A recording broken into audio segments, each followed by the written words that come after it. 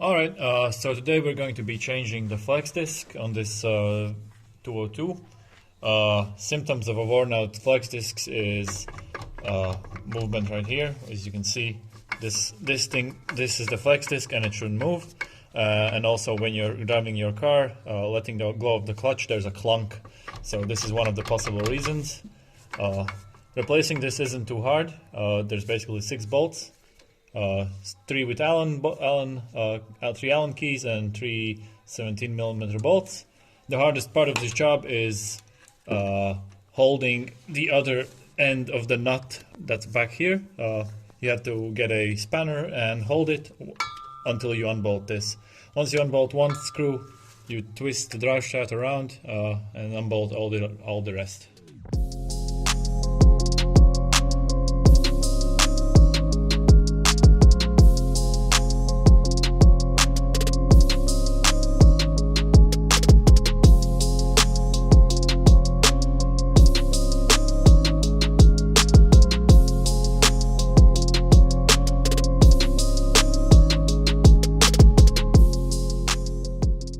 Okay, now that we got all the 6 bolts loose, it's just a simple case of pushing back and wiggling everything out. It should just come out with a bit of a wiggle.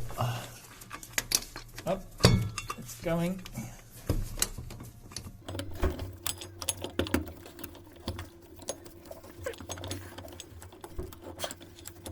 Easy as that. No, come on. Ta-da!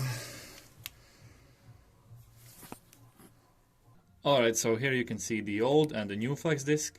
This is still original Mercedes. This is the part number. When buying these, be very careful since there are 2 different types. There's a type with these grooves, and then there's a type that doesn't have that. So the other type won't fit. So be sure that you check out if you have these grooves or not. So here you see the problem. This is what's causing the free play. All of these are completely loose. They shouldn't be loose. They should be like this one, where there's no free, it's solid.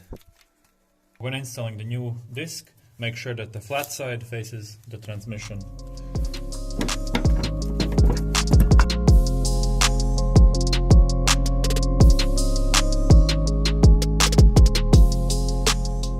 Once all the bolts are in, just tighten them up one by one and you're done.